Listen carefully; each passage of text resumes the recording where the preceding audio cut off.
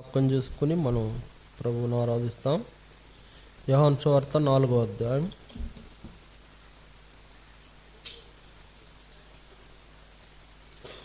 యోహాను సువార్త 4:24. యోహాను సువార్త 4:24. 4:24 పేజ్ నెంబర్ 83. యోహాను సువార్త 4వ అధ్యాయం 24వ వచనం. అందరం కలిసి చదువుదాం. దేవుడు ఆత్మ గనుక ఆయనను ఆరాధించువారు ఆత్మతోనూ సత్యముతోనూ ఆరాధింపవలెననెను. మళ్ళా చదువుతాం, గట్టి చదవండి. దేవుడు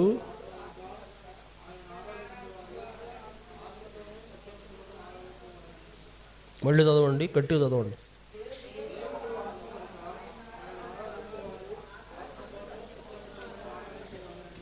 దేవుని సహాయం కొరకు చిన్న ప్రార్థన.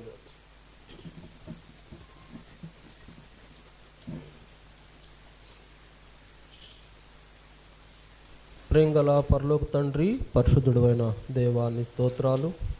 ఈ సమయంలో మరోసారి మీ పిల్లలుగా మీ పాదాలు చెందుకొస్తున్నాము.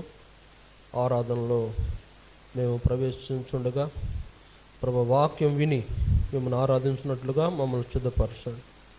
ప్రభువా, మీ వాక్యం ద్వారా మాతో మాట్లాడము, ఎట్లా ఆరాధించాలో నేర్పించము. మీరు మాకు అనేక విషయాలు నేర్పించి మిమ్మల్ని ఆరాధించినట్లుగా ప్రతి ఒక్కరిని సిద్ధపరచండి.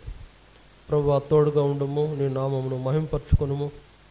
నాయన, నీ పిల్లలైన వారు మరి వారి యొక్క స్థితి వారు ఎరిగిన వారై అపవిత్రమైన పెదవులతో కాకుండా, అపవిత్రమైన విధానంలో కాకుండా పరిశుద్ధత కలిగి పవిత్రత కలిగి నిన్ను ఆరాధించినట్లు ప్రతి ఒక్కరిని సిద్ధపరచము. ఆయన మాలో ఉన్న ప్రతి మలినాన్ని కూడా మీరు తొలగించండి. మా కొరకు పాపచాపాలు తీసివేయబడట కొరకై మా నిమిత్తమై కలువరి శిలువలో యేసు ప్రభుని బలిగా మీరు అర్పించారు. ప్రభు, ఆయన ద్వారా మేము పొందిన గొప్పదైన రక్షణ మా జీవితాల్లో మీరు అనుగ్రహించినారు. స్తోత్రాలు. అలాంటి అనుభవంలో మేము నిర్దోషులము నిష్కళంకులముగా ఉండి నీ ఎదుట నిన్ను ఆరాధించేటట్లు ప్రతి ఒక్కరిని సిద్ధపరచమని కోరుకొనొచ్చు.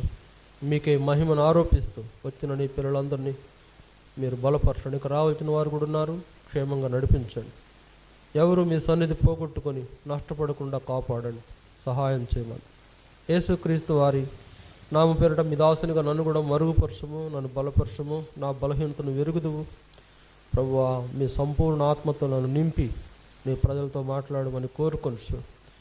వినగల చెవి, గ్రహించుకునే మనస్సు మాలో ప్రతి ఒక్కరు దయచేసి వాక్యం ద్వారా మాట్లాడమని కోర్చు. యేసుక్రీస్తు వారి నామమున ప్రార్థించి వేడుకొనుచున్నాము తండ్రి, ఆమేన్.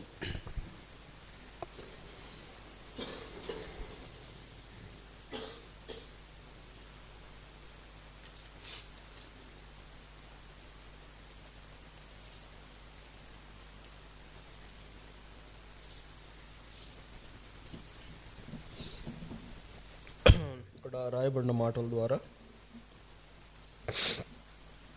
దేవుడు మనం ఎలాంటి ఆరాధికులుగా ఉండాలో జ్ఞాపకం చేస్తున్నాడు. ఎలాగ ఆరాధికులుగా ఉండాలి, ఎలాంటి ఆరాధికులుగా ఉండాలి, ఆయన ఆరాధించువారు ఎలా ఉండాలి, సరే, ఆయన ఆరాధించువారు ఎలా ఉండాలనేది దేవుడు జ్ఞాపకము చేయగోరుతున్నాడు. కాబట్టి మనం దేవుణ్ణి ఆరాధించువారం అయితే ఎలా ఆరాధించాలో కూడా తెలిసి ఉండాలి. చాలామందికి ఆరాధన అనేది తెలియలే ఇంతవరకు. ఆరాధన అనేది తెలియక పొరపాటుగా మరి చేస్తున్న మరి ఆ మాటలు, ఉచ్చరిస్తున్న మాటలు అదే ఆరాధన అనుకుంటున్నారు. నిజమైన ఆరాధన నీకు ఆశీర్వాదాన్ని కూడా తీసుకొస్తుంది. నిజమైన ఆరాధన నీ సమస్యలను తొలగిస్తుంది. నిజమైన ఆరాధన నిన్ను అభివృద్ధి చేస్తుంది. నిజమైన ఆరాధన నిన్ను క్రీస్తులో ఉండేటట్లు చేస్తుంది. అప్పుడు నీకు లోకపరమైన విషయాలు కలిగి ఉండవు. మరి దరిద్రతను పోగొట్టుకున్న వ్యక్తిగా ఉంటావు, ఆయన వెంబడించే వ్యక్తిగా ఉంటావు, నిజంగా దీవించబడిన వ్యక్తిగా నీవు ఉంటావు. నిజమైన ఆరాధికులకు దేవుడు ఎన్నో దీవెనలు మెండుగా అనుగ్రహించేవాడుగా ఉన్నాడు. అందుకని నిజమైన ఆరాధన చేయాలి. వ్యర్థమైన ఆరాధనలు ఉన్నాయి, ఒత్తుత్తి ఆరాధనలు ఉన్నాయి, అపవిత్రమైన ఆరాధనలు ఉన్నాయి. ఏ ఆరాధన చేస్తున్నాం మనం? ఆరాధన అంటేనే ఎంతో పవిత్రమైనది. ఎవరికి ఆరాధన చేస్తున్నాం? ఎంతో పవిత్రుడైన దేవునికి ఆరాధన చేస్తున్నాం. ఆయనే అన్నాడు, మీ దేవుడనైన యెహోవానగు నేను పరిశుద్ధుడను గనుక మీరును పరిశుద్ధులై ఉండాలి. ఇంకొక మాట పేతురు దాన్ని వాడితేమన్నాడంటే, మీ దేవుడైన యెహోవా పరిశుద్ధుడు కనుక మీరు పరిశుద్ధ ప్రవర్తన గలవారై ఉండాలని. పరిశుద్ధ ప్రవర్తన కలిగిన వారు ఎవరు ఆరాధించాలంట? పరిశుద్ధ ప్రవర్తన కలిగిన వారు ఆరాధించాలి. ఆరాధన అనేది మనం ఎట్లా పెడితే అట్లా చేస్తే అది ఆరాధన కాదు. అదేమైందంటే వ్యర్థమైన ఆరాధన అవుతుంది. ఆరాధనే కానీ వ్యర్థమైన ఆరాధన, నిజ ఆరాధన కాదు. నిజ ఆరాధన అంటే ఏంటి? దేవునికి నిండు మనసుతో మనం ఆయనకు చెల్లించేదే నిజమైన ఆరాధన. అందుకు అపవిత్రత ఉండకూడదు, లేకపోతే మన యొక్క జీవితంలో ఏ విధమైనటువంటి నష్టదాయకమైన విషయాలు కూడా ఉండకుండా దేవుణ్ణి ఆరాధించాలని అక్కడ ప్రభు కోరుతున్నాడు. అందుకనే దేవుడు ఆత్మ గనుక ఆయన ఆరాధించువారు ఎలా ఆరాధించాలంటే ఆత్మతోనూ సత్యముతోనూ ఆరాధించాలి. ఆత్మతో సత్యంతో ఆరాధించాలి. తర్వాత పైన 24వ వచనంలో ఒక మాట వాడాడు యేసుప్రభు. ఏమని వాడాడు చూడండి. 23వ వచనంలో, అయితే యథార్థముగా ఆరాధించువారు అంటే యథార్థముగా ఆరాధించువారు కావాలి. ఆయనకు యథార్థముగా ఆరాధించువారు కావాలి. సరే, ఇప్పుడు మన ఆరాధన యథార్థమైనదిగా ఉండాలి, లోపము లేనిదిగా ఉండాలి. వంకరైన ఆరాధన కాకుండా తిన్నగా ఉండే ఆరాధన చేయాలి. దేవుడు అంగీకరించని ఆరాధన కాదు, అంగీకరించే ఆరాధన చేయాలి. ఎందుకంటే దేవుడు అంగీకరించే ఆరాధన ఎందుకు చేయాలి? ఆయన అంగీకరించకుండా మనం ఏదంటే అంగీకరించిన ఆరాధన చేస్తే నష్టం అనుకుంటారు చాలామంది. అంటే ఎట్లాగైనా ఆరాధన చేస్తాను, అది నా ఇష్టం అనుకుంటారు. చాలా పొరపాటు. ఆరాధన నీ ఇష్టం కాదు. ఆరాధన అనేది అసలు అది నీకు తెలియదు. ఒక చెప్పాలంటే మనుషులకు ఆరాధన గురించి తెలియదు, ఆరాధన ఎట్లా చేయాలో తెలియదు. చాలామందిని చూస్తాం. ఆరాధన అంటే ఇక చేతులెత్తి గంతులు వేయడమే ఆరాధన అనుకుంటారు. చేతులెత్తి హల్లెలూయా హల్లెలూయా అంటేనే ఆరాధన అనుకుంటారు. లేకపోతే ఆరాధన అనే పాటలు పాడటమే ఆరాధన అనుకుంటారు. అది కాదండి. ఆరాధన అంటే మన హృదయంలో నుంచి రావాలి, మన అంతరంగాల్లో నుంచి రావాలి. దేవుడు మనకు చేసిన కార్యాలన్నీ కూడా ఎక్కడ మనం భద్రపరుచుకోవాలి? హృదయంలో భద్రపరుచుకుంటాం. ఆరాధన కూడా అక్కడి నుంచి రావాలి. దేవుడు మనకు చేసిన కార్యాలన్నీ మనం భద్రపరుచుకునే స్థానం నుండే ఆరాధన కూడా రావాలి. అందుకే యథార్థముగా ఆరాధించాలి, ఆత్మతో ఆరాధించాలి, సత్యముతో ఆరాధించాలి. యేసు ప్రభు తను ఆరాధించు వారు ఎవరై ఉండాలంటే ఇలాంటి వారుగా ఉండాలని కోరాడు. చూడండి, ఎందుకు అనంటే ఎఫెసీ పత్రిక 5వ అధ్యాయం చూడండి. ఎఫెసీ 5వ అధ్యాయం 25-27 వచనాలు కలిసి ఉన్నాయి. ఆయన ఎట్లాంటి వారుగా మనం తన ముందు నిలబడాలని కోరుతున్నాడో అక్కడ రాయబడింది. ఎఫెసీ 5వ అధ్యాయం 25-27 వచనాలు కలిసి ఉంటాయి. చూడండి, 2వ వరుసలో నుండి చూద్దాం. అటువలే క్రీస్తు కూడా సంఘమును ప్రేమించి అది కళంకమైనను ముడత అయినను అట్టిది మరి ఏదైనను లేక పరిశుద్ధమైనది గాను నిర్దోషమైనది గాను మహిమగల సంఘముగాను ఆయన తన ఎదుట దాన్ని నిలబెట్టుకొనవలనని వాక్యముతో ఉదక స్నానము చేత దానిని పవిత్రపరిచి పరిశుద్ధ కొరకాయి దాని కొరకు తన్ను తాను అప్పగించుకొనెను. ఎట్లా నిలబెట్టుకోవాలనుకున్నాడు తన ఎదుట మనల్ని? ఎలా నిలబెట్టుకోవాలనుకున్నాడు? నేను చదివాను, మళ్ళీ చదువుదాం చూడండి ఆ మాటలు. అటువలే క్రీస్తు కూడా సంఘమును ప్రేమించి అది కళంకమైనను ముడత అయినను అట్టిది మరి ఏదైనను లేక పరిశుద్ధమైనది గాను నిర్దోషమైనది గాను మహిమగల సంఘముగాను ఆయన తన ఎదుట దానిని నిలబెట్టుకొనవలెనని. ఎట్లాంటిది? పరిశుద్ధమైనది, మహిమగలది, నిర్దోషమైనది, తర్వాత కళంకమైన లేనిది, ముడత లేనిది, తర్వాత డాగులు లేనిది, మచ్చలు లేనిదైన ఆ సంఘము తన ఎదుట ఉండాలని యేసు ప్రభువు కోరాడు. ఇప్పుడు మనం చెప్పండి, ఎన్ని డాగులు కలిగి ఉంటున్నాము? లేకపోతే డాగులు లేకుండా ఉన్నామా? మడతలు లేకుండా ఉన్నామా? కళంకం లేకుండా ఉన్నామా? నిర్దోషమైన స్థితి కలిగి ఉన్నామా? మరి దేవుని వాక్యము చేత పరిశుద్ధపరచబడుతున్న వారంగా ఉంటున్నామా?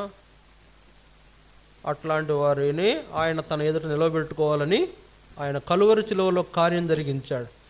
వీరందరూ అట్లాంటి వారు రక్షించబడాలనేదే యేసుప్రభు యొక్క ఉద్దేశం. అట్లాంటి వారందరూ రక్షించబడి ఆయన ఎదుట నిలబడాలని, ఆయన్ని ఆరాధించాలని ఆయన యొక్క ఉద్దేశం. తన్ను ఆరాధించువారు అట్టివారే కావాలని కూడా తండ్రి కోరాడు. ఎక్కడ? యోహాను సువార్త 4:23 చూడండి.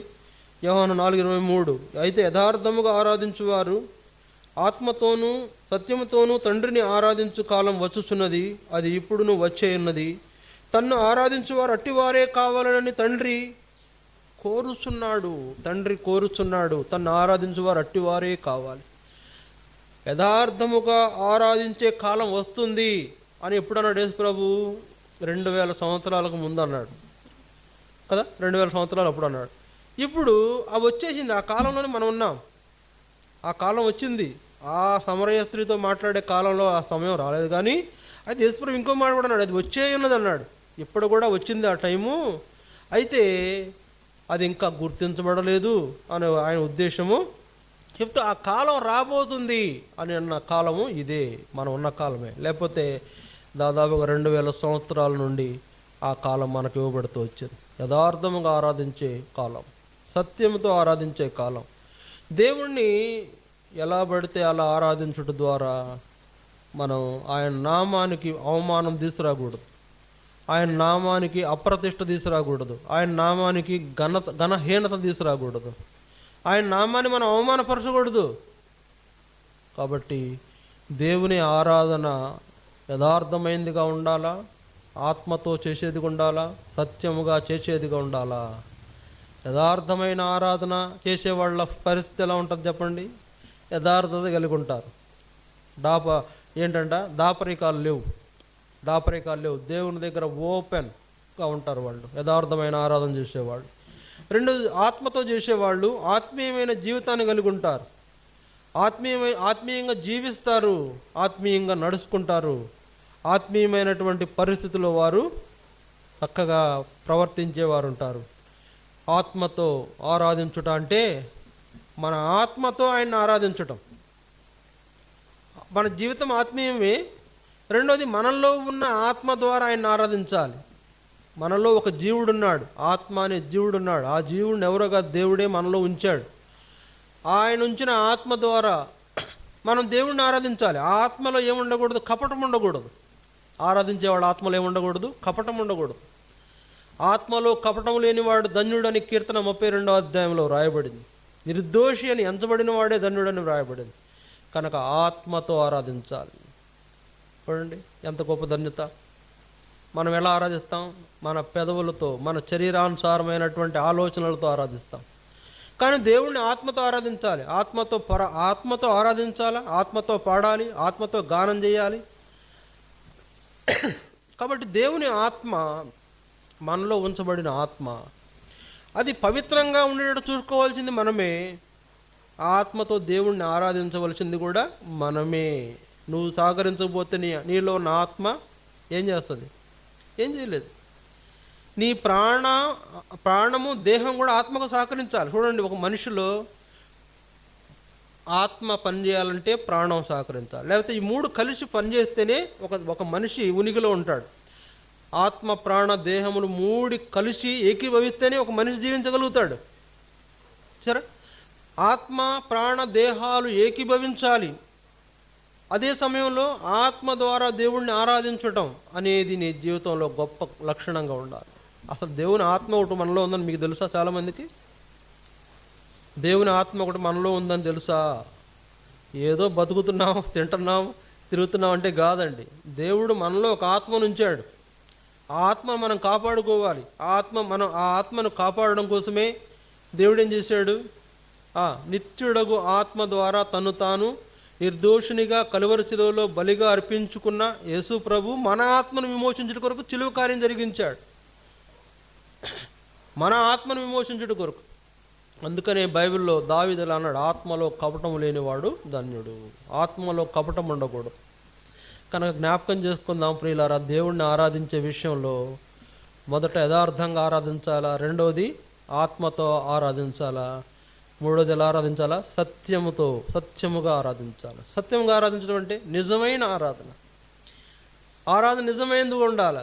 అబద్ధపు ఆరాధన వద్దు. అబద్ధ ఆరాధన దేవుడు ఇష్టపడడు. నువ్వు నిజముగా ఆరాధించే వ్యక్తిగా ఉండాలని నీ కొరకు కలువరి చెలువలో తాను అప్పగించుకొని కొరడాలతో కొట్టించుకొని, ఏమండి అవసరం అంటారా ఆయనకు? నువ్వేదో నిజమైన వ్యక్తిగా, నిజమైనటువంటి ఆరాధన చేసే వ్యక్తిగా ఉండాలని దేవుడు కోరుతూ నీ కొరకు ఆయన కలువరి చెలువలో తాను అప్పగించుకుంటే అదే ఆయన ఊరికే చేశాడా? లేదా కొరడాలతో కొట్టించుకున్నాడు. కొడుతుంటే ఎవరైనా నన్ను కొడుతున్నారు అనలేడా? ఎవరైనా నేను ఒక దెబ్బ వేస్తుంటే కొట్టబోతుంటే వస్తే ఎందుకు కొడుతున్నాను అడుగుతావు? అడగవా? తప్పు చేసిండు కూడా అడుగుతావు నువ్వు.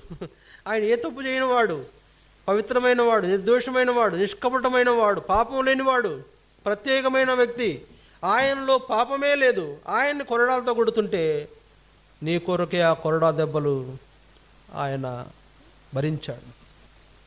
అలాంటి ఆయన మనకిచ్చిన ఆధిక్యతలు మనం పోగొట్టుకొని ఆరాధన చేయలేని వారంగా కొంతమంది ఆరాధన చేస్తున్నారు. నేను గమనిస్తున్నాగా, ఆరాధనలో అంగీకారమైన ఆరాధన రావట్లా. ఆరాధనలు అంగీకరించే ఆరాధన ఉంది, అంగీకరించిన ఆరాధన కూడా ఉంది. దేవుడే అన్నాడు, అంగీకరించే ఆరాధన ఉంది, అంగీకరించిన ఆరాధన ఉంది. అది నాకు అంగీకారం కాని ఆరాధన, ఎందుకంటే వాళ్ళు వ్యర్థంగా ఆరాధించే వాళ్ళు ఉన్నారని మాట్లాడుతున్నాడు దేవుడు. కాబట్టి వ్యర్థంగా ఆరాధించవద్దు, యథార్థముగా ఆరాధిద్దాం, ఆత్మతో ఆరాధిద్దాం, సత్యంతో ఆరాధిద్దాం. అట్టి ఆరాధన కావాలని దేవుడే కోరుతున్నాడు. అట్టి ఆరాధన ఎట్లా ఆరాధన చేస్తాం? యథార్థముగా, ఆత్మతో, సత్యముతో ఆరాధన చేస్తాం. చూడండి, ఈ లక్షణాలు కలిగి మనం ఆరాధించాలంటే మన జీవితాల్లో ఖచ్చితంగా ఒక ప్రత్యేకమైనటువంటి స్వభావం మనకు ఉండాలి. ప్రత్యేకమైనటువంటి లక్షణాలు మనకు ఉండాలి. ఏంట లక్షణాలు? దేవుడు అన్నాడు, ఏమన్నాడు చూడండి, యెహెజ్కేలు 46వ అధ్యాయం. యెహెజ్కేలు 46వ అధ్యాయం, యెహెజ్కేలు 46 3వ వచనం. యెహెజ్కేలు గ్రంథం 46వ అధ్యాయం 3వ వచనం. మరియు విశ్రాంతి దినములలోను అమావాస్యలలోను దేశ జనులు ఆ తలుపు దగ్గర నిలబడి యెహోవాకు ఆరాధన చేయవలెను. ఎవరికి ఆరాధన చేయాలా? యెహోవాకు ఆరాధన చేయవలెను. ఇక్కడ 46వ అధ్యాయం యెహెజ్కేలు గ్రంథంలో మన జ్ఞాపకం చేయబడే సంగతి ఏంటంటే, అసలు దేవుణ్ణి ఎట్లా సేవించాలి, అసలు దేవుని ఉద్దేశాలన్నీ అక్కడ ఆయన జ్ఞాపకం చేశాడు యెహెజ్కేలుకి. యెహెజ్కేలు అనే దైవ సేవకుడికి, దైవజనుడికి దేవుడు అన్ని విషయాలు జ్ఞాపకం చేశాడు. ఏం చేయాలా?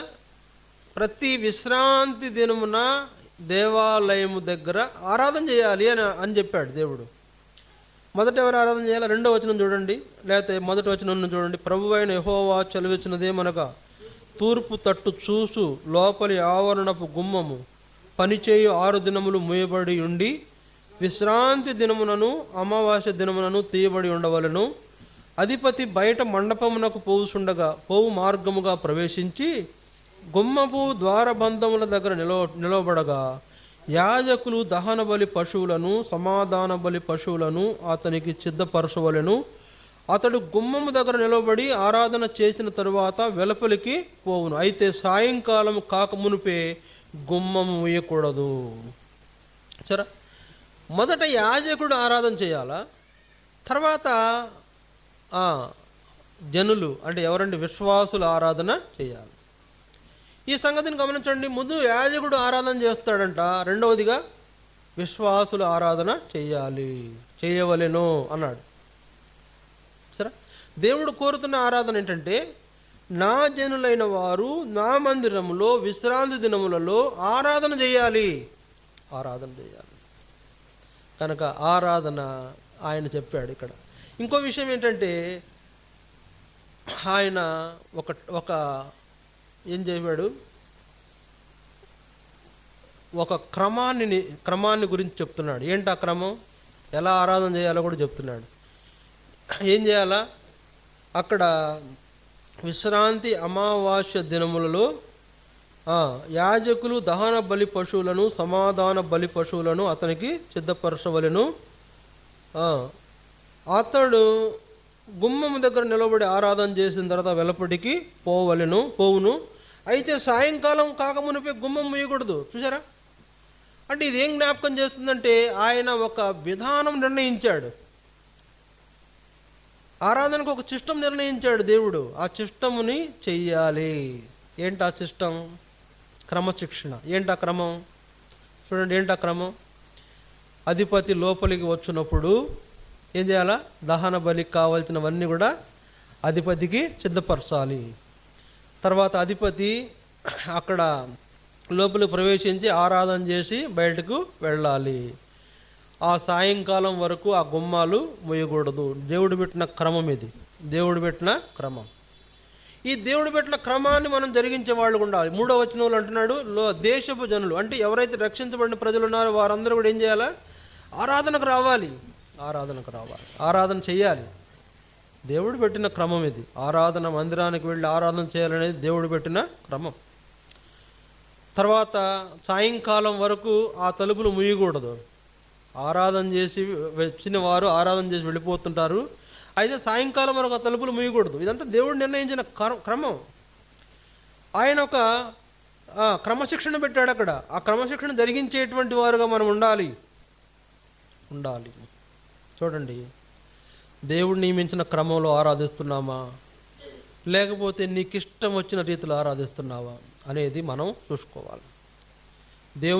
దేవుడు నిర్ణయించిన క్రమంలో ఆరాధించాలి. దేవుడు ఏం క్రమం నిర్ణయించాడు?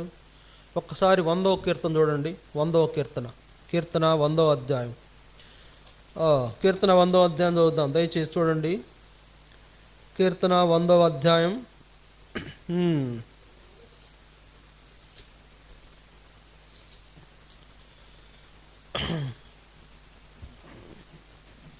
చూడండి, ఆ అధ్యాయం అంతా చదువుదాం. దయచేసి అధ్యాయం అంతా చదువుదాం. సమస్త దేశములారా యెహోవాకు ఉత్సాహధ్వని చేయుడి, సంతోషంతో యెహోవాను సేవించుడి, ఉత్సాహగానం చేసు ఆయన సన్నిధికి రండి. యెహోవాయే దేవుడని తెలుసుకొనుడి. ఆయనే మనలను పుట్టించెను, మనము ఆయన వారము, మనము ఆయన ప్రజలము, ఆయన మేపు గొర్రెలము.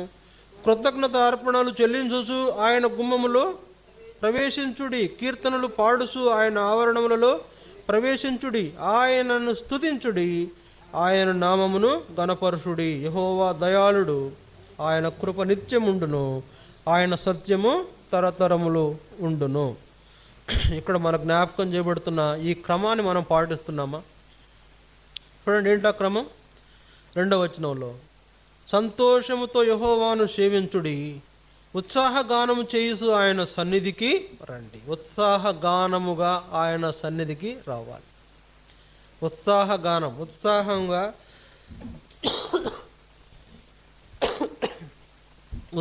ఆయన సన్నిధికి రావాలని మన జ్ఞాపకం చేయబడతా ఉంది. దేవుని సన్నిధికి ఎలా రావాలంట? ఉత్సాహంగా రావాలి. ఉత్సాహంగా రావడం అంటే దేవుడు నిర్ణయించిన క్రమం ఇది, మనుషులు పెట్టింది కాదు. ఆయన సన్నిధికి ఉత్సాహంగా రావాలి, ఉద్రేకంగా కాదు, అంటే ఆత్రంగా కాదు, చాలా పీస్ఫుల్గా, చాలా చక్కగా ఆనందంతో ఆయన సన్నిధికి రావాలి. కనుక ఉత్సాహ గానము చేసు ఆయన సన్నిధికి రండి అనే ఈ క్రమాన్ని మనం పాటిస్తున్నామా అనేది చూడాలి. ఉత్సాహ గానం చేస్తూ ఆయన సన్నిధికి వస్తున్నామా? 4వ వచనం చూడండి. కృతజ్ఞత అర్పణలు చెల్లించుచు ఆయన గుమ్మములలో ప్రవేశించుడి, కీర్తనలు పాడుచు ఆయన ఆవరణములలో ప్రవేశించుడి. కీర్తనలు పాడే సమయానికి ఆయన ఆవరణలోనికి రావాలి. చూసారా?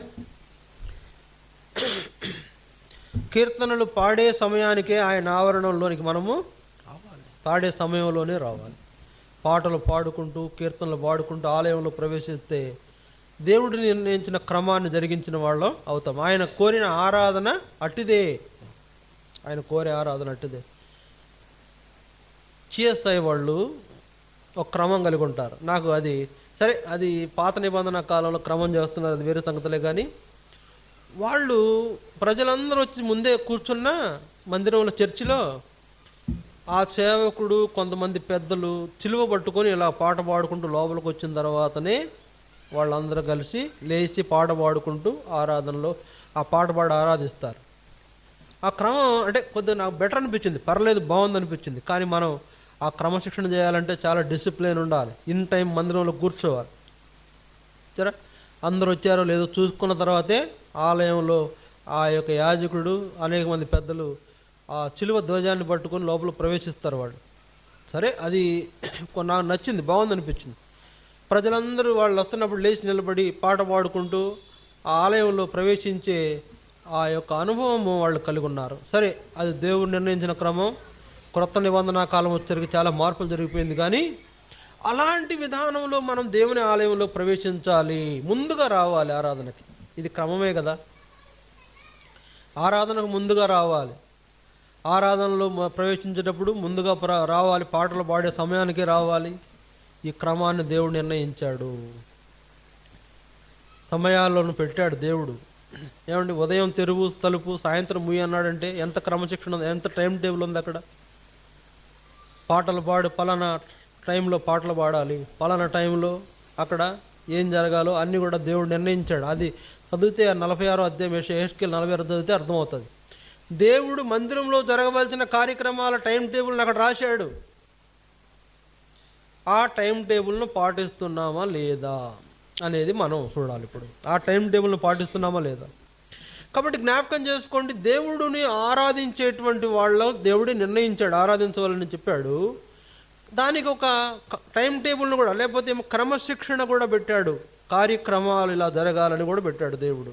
అలా జరిగించబడటం అనేది దేవుని ఉద్దేశం. కనుక చూడండి, దేవుని సన్నిధిలో ఆ విధంగా పాటల సమయంలోనే మనం వచ్చి కూర్చుని దేవుణ్ణి గణపరుస్తూ ఆలయంలో మనం ఉంటే ఎంత గొప్ప ధన్యులం. అలాంటి ధన్యతలు మనం కూడా పొందిన వారుగా ఉండాలనేది దేవుని ఆలోచన. కాబట్టి ఈ విషయం జ్ఞాపకం చేసుకోండి. ఇన్ టైంలో మందిరానికి వచ్చే క్రమాన్ని మనము అలవర్చుకోవడమే నిజమైన ఆరాధన. నువ్వు ఏ టైంలో వచ్చి ఆరాధన చేస్తావు, అది వేరే సంగతి. అందుకే చెప్తున్నా, అది వ్యర్థమైన ఆరాధన అయిపోతుంది. ఇన్ టైంలో, కరెక్ట్ టైంలో మందిరంలో ప్రవేశించి నువ్వు చేసే ఆరాధనే గుర్తింపులోకి వస్తుంది, అంగీకరించబడే ఆరాధన ఉంటుంది. నువ్వు క్రమశిక్షణ తప్పి క్రమం లేని టైంలో ఆరాధనలో ప్రవేశించి నేను ఆరాధిస్తా, కొంతమందిని చూస్తాం పాపం, అట్లా ఏమనాలి అర్థం కాదు. వాకింగ్ కూడా వినరు, ఆరాధన చేసేవాళ్ళతో పాటు మధ్యలో దొరబడి ఆరాధన చేసేస్తూ ఉంటారు. ఏం విన్నారు వాక్యం, ఏం ఆరాధన చేస్తారు. కాబట్టి ఇలాంటి ఆరాధన అంగీకరించబడదు. మందిరంలో ఇన్ టైంలో ఉండాలి. సకాలంలో మందిరానికి వచ్చే వాళ్ళే నిజమైన ఆరాధన చేసేవాళ్ళు. అలాంటి యథార్థమైన ఆరాధన కలిగిన వారుగా మనం ఉండాలనేది దేవుని ఆలోచన, అంతే, వేరే ఏం కాదండి. అలాంటి యథార్థమైన ఆరాధన చేసేవారికి ఉండాలని. కనుక మందిరానికి ఏ సమయంలో రావాలో దేవుడు చెప్పాడు. రెండోది, మందిరంలో మనం చేసే ఆరాధన లేకపోతే పాలు పొందేటువంటి ఆరాధనలో కొన్ని సిస్టమ్స్, కొన్ని విధానాలు దేవుడే మనకు నేర్పించాలని ఆయన ఉద్దేశం. మనకేంటంటే ఈ కొత్త నిబంధన కాలం వచ్చేసరికి సిస్టమ్ మారింది. ఏంటి సిస్టమ్? ఇప్పుడు సిస్టమ్ మనం మార్చుకున్నా అది కలిపే మార్చాలి. దేవుడు నిర్ణయించినవి కలిపే సిస్టమ్ పెట్టుకోవాలి. ఏంటి ఆ సిస్టమ్ అంటే, మనకు మరి దైవజనుడు భక్త్ సింగ్ గారి ద్వారా కొన్ని క్రమాలు దేవుడు మనకి ఇచ్చాడు. ఏంటంటే అపోస్తుల బోధ, సహవాసం, రొట్టె విరుచుట, ప్రార్థన చేయటం అనే విషయాల్లో మనల్ని దేవుడు ఏం చేశాడు, ఆ సహవాసం కాలంలో దిక్కొచ్చాడు. అందువల్ల మనం ఇప్పుడు ఏం చేయాలా, ఇన్ టైంలో ఆరాధనలో రావాలి, మందిరానికి రావాలా, పాటలు పాడాలి. సరే చూడండి, అందుకని దేవుని వాక్యంలో మొదటి దినవృత్తాంతాలు 16వ అధ్యాయం దయచేసి చూడండి, కొన్ని తెలుసుకోవాల్సిన అవసరం ఉంది. మొదటి దినవృత్తాంతాలు 16వ అధ్యాయం 7వ వచనం, 16వ అధ్యాయం 7వ వచనం. మొదటి దినవృత్తాంతాలు 16వ అధ్యాయం 7వ వచనం దయచేసి చదవండి. ఆ దినమందు యెహోవాను స్తుతి చేయు విచారణను ఏర్పరిచి దావీదు ఆసాపు చేతికిని వాని బంధువుల చేతికిని దాన్ని అప్పగించెను. ఆ స్తుతి విధమేదనగా, ఆగండి, ఆ స్తుతి విధమేదనగా దావీదు నిర్ణయించిన విధానం. ఎప్పుడు? ప్రత్యక్ష గుడారం యొక్క అనుభవంలో దావీదు దేవుణ్ణి స్తుతించడానికి ఒక విధానం ఏర్పాటు చేశాడు. ఏంటి ఆ విధానం? చూడండి, ఇప్పుడు చూడండి. యెహోవాకు కృతజ్ఞతాస్తుతులు చెల్లించుడి, ఆయన నామమును ప్రకటన చేయుడి, ఆయన కార్యములను జనములలో తెలియజేయుడి, ఆయనను గూర్చి పాడుడి, ఆయనను కీర్తించుడి, ఆయన అద్భుత క్రియలన్నిటిని గూర్చి సంభాషణ చేయుడి. చూసారా ఇక్కడ ఏం రాయబడింది? దేవుణ్ణి పాటలు పాడాలి. మందిరంలోకి వస్తాం, ఏమీ లేదు, తెలియని వాళ్ళలాగా అమాయకుల్లాగా కూర్చుంటాం. ఎట్ట కుదురుద్దండి? ఎన్నాళ్ళు నేర్చుకుంటారు పాటలు? ఎన్నాళ్ళు నేర్చుకుంటారు? వేరే లోకల విషయాలు అయితే బాగా నేర్చుకుంటారుగా. నేర్చుకుంటారా లేదా? ఈ మధ్యలో ఒక పాట వస్తుంది యూట్యూబ్లో, మందే. ఏం పాట అది? ఏమైనా చేయగలవు అని వస్తుందో పాట. చూసారా? ఊరికి వచ్చేస్తుంది అది. అందరూ ఏంటంటే దాని మీద పడిపోయింది, అందరి దృష్టి పడిపోయింది కాబట్టి ఏమైనా చేయగలవు, కథ మొత్తం మార్చగలవు, నీ నామమునకే మహిమ యేసయ్య అని పాడుకుంటున్నారు, అందరూ పాడుతున్నారు. ఇప్పుడు వచ్చిందా లేదా? అట్లాగే ఏదైనా ఒకటి మన మెదడులో పెట్టుకుంటే, మైండ్లో పెట్టుకుంటే వచ్చేస్తాయి, పాటలు వచ్చేస్తాయి. పుడతా ఎవరు నేర్చుకోరు కదండి, నిదానంగా నేర్చుకోవాలి. పాటలు పాడటం నేర్చుకోవాలి. ఎన్నాళ్ళైనా నేను ఇంకా బలపం పట్టుకొని దిత్తానంటేనే కుదరదు కదా. పాడటం నేర్చుకోవాలి. ఇంకో మాట, పాటల్లో రాగాలు ఉంటాయి, పట్టుకోవాలి. దేవునికి మహిమ తీసుకొచ్చే విధానంలో మనం పాడాలి. మనకు రాదు, నిజమే, కరెక్టే, నేర్చుకోవాలి. కనుక పాటలు పాడుతున్నావా? ఆరాధన ఉంది అందులో. పాటలు పాడే విషయంలో, స్తుతి చేయటం అనే విషయంలో కృతజ్ఞత కీర్తనలు పాడటం ఉంది, పాటలు పాడటం ఉంది. తర్వాత ఆయన గురించి జనములలో ప్రకటించడం కూడా ఆరాధనే. సరే, అట్లా ఆరాధన, దావీదు ఏర్పాటు చేసిన ఈ ఆరాధన, ఆ విధానం మనం కూడా చేయాలి. పాటలు పాడాలి మందిరంలో. ఇంకా కిందకి వెళ్తే కొన్ని విషయాలు ఉన్నాయి చూడండి. అదే 16వ అధ్యాయం కొన్ని విషయాలు కిందకి వెళ్తే ఉంటాయి. లేకపోతే పైన చూడండి, పైనే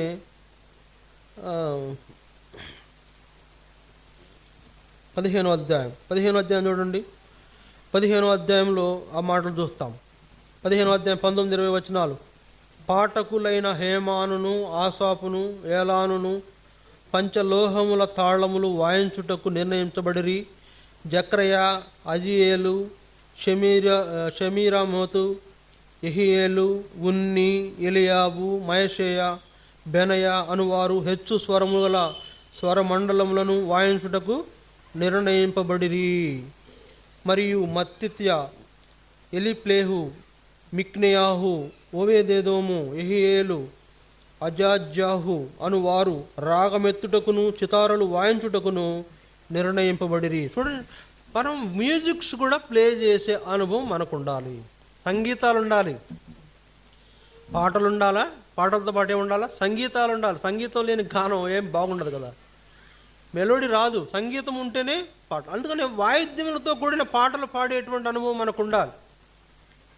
ఒకసారి వాయిద్యాలు అందరూ వాయించలేరు కదా, వాళ్ళు నిర్ణయించబడిన వాళ్ళు వాయిస్తారు. నిర్ణయించబడిన వాళ్ళు వాయిద్యాలు వాయించినప్పుడు పాడేవాళ్ళు పాటలు పాడే అనుభవం వారు కలిగి ఉండాలి. ఆ స్తుతి విధానం అదే. దావీదు ఏర్పాటు చేసిన స్తుతి విధానంలో పాడేవాళ్ళు ఉన్నారు, ప్లే చేసేవాళ్ళు ఉన్నారు, మ్యూజిక్ ఇన్స్ట్రుమెంట్ ప్లే చేసేవాళ్ళు ఉన్నారు. తర్వాత కీర్తనలు పాడేవాళ్ళు కూడా ఉన్నారు. అలాగా దేవుని మందిరంలో స్తుతి విధానం అలా ఉండాలి. పాటలు పాడి తర్వాత సంగీత వాయిద్యాలు వాయించేది కూడా మనము కలిగిన వారంగా ఉండాలి. ఆ సమయంలోనే మందిరంలో ఉంటే ఎంతో రమ్యంగా ఉంటుంది. ఇది దావీదు ఏర్పాటు చేసిన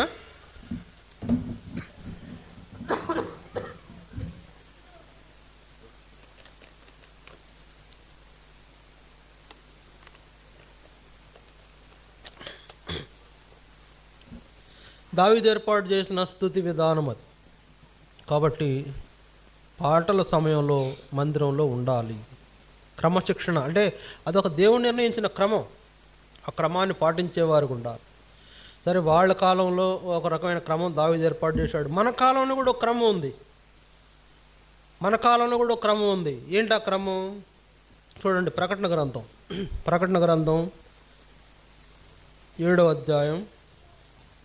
అధ్యాయం 9-10 వచనాలు. ప్రకటన 7వ అధ్యాయం 9-10 వచనాలు.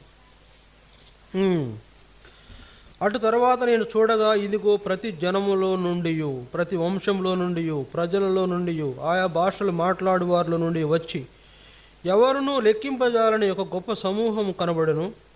వారు తెల్లని వస్త్రములు ధరించుకున్న వారై ఖర్జూరపు మట్టలు చేతబట్టుకుని సింహాసనం ఎదుటను గుర్రపిల్ల ఎదుటను నిలబడి, సింహాసనాసీనుడైన మా దేవునికిని గుర్రపిల్లకును మా రక్షణకై స్తోత్రమని మహా శబ్దంతో ఎలుగెత్తి చెప్పారు. సరే, వాళ్ళకి అచ్చిష్టం పెట్టారు. మనకేముంది? దేవుని ఎదుట నిలబడి మనం ఏం చేయాలా? మా రక్షణకర్త అయిన దేవునికిని గొర్రెపిల్లకును మా రక్షణకై స్తోత్రమని మహాశబ్దముతో ఎలుగెత్తి ఆరాధించాలి. ఆరాధన చేయాలి. ఆరాధన చేస్తున్నామా? అంగీకరించే ఆరాధన, అంగీకరించిన ఆరాధన అంటే అంగీకరించే ఆరాధన చేయాలి. ఇది మనకు కలిగి ఉండాల్సిన ఇంకొక క్రమం. మొదటేమో పాటల్లో ఉండాలి, రెండోదేమో ఆరాధన చేయాలి, మూడోది చూడండి ప్రభు బలలో కూడా మనం పాలు పొందటం కూడా ఆరాధనలో భాగమే. ప్రభు బలలో పాలు పొందాలి. నాలుగవది దేవునికి మన కృతజ్ఞత అర్పణలు అర్పించి ఆ విధంగా దేవుణ్ణి కనపరచాలి. ఇవన్నీ కూడా దేవుడు నిర్ణయించిన కార్యక్రమాలండి మందిరంలో. ఇవన్నీ చేయాలి మనం. ఒకటి చేసి ఒకటి చేయకపోతే ఏమైతే చెప్పండి? అసంపూర్ణమే కదా, సంపూర్ణం కాదు. ఒకటి చేసి ఒకటి చేయకపోతే అసంపూర్ణమే. ఆదివారం అనంగా ఆరాధన చేయాలని దేవుడు చెప్పాడు. ఎట్లా చేయాలంటే యథార్థముగాను ఆత్మతోనూ సత్యంతోనూ ఆరాధించాలని దేవుడు చెప్పాడు. రెండవది ఆరాధనలో కీర్తనల సమయంలోనే మందిరంలో నువ్వు ఉండాలని చెప్పాడు. కీర్తనలు పాడాలని చెప్పాడు. రెండవది ఆరాధన రక్షణ కొరకై ఆరాధించాలని చెప్తున్నాడు. మూడవది బలలో పాలు పొందాలా. నాలుగవది కృతజ్ఞత అర్పణలు అర్పించాలి. ఇవన్నీ కూడా దేవుడు నిర్ణయించిన క్రమం. ఈ క్రమాన్ని మనం జరిగించడం ద్వారా నిజమైన ఆరాధన ఆయనకు చెల్లించే వారంగా మనం ఉండగలము. అలాంటి ఆరాధన చేయాలనేది దేవుని యొక్క ఆలోచన. అందువలన దేవుడు ఏం కోరుతున్నాడు? తను ఆరాధించేవారు అట్టివారు కావాలని కోరుతున్నాడు. ఎట్టివారు? ఇవన్నీ జరిగించాలి. ఆయన నిర్ణయించినటువంటి ఆలోచన జరిగించాలి, ఆయన క్రమాన్ని జరిగించాలి. అలాంటి ఆరాధన మన జీవితంలో కలిగిన వారమై ప్రభువుని ఆరాధించాలని ప్రభువు కోరుతున్నాడు. కనుక జ్ఞాపకం చేసుకుందాం. ఈ వాక్యాన్ని ఆధారం చేసుకుని మనం ప్రభువుని ఒకరి తర్వాత ఒకరు ఆరాధిస్తాం. దయచేసి ఆరాధించండి.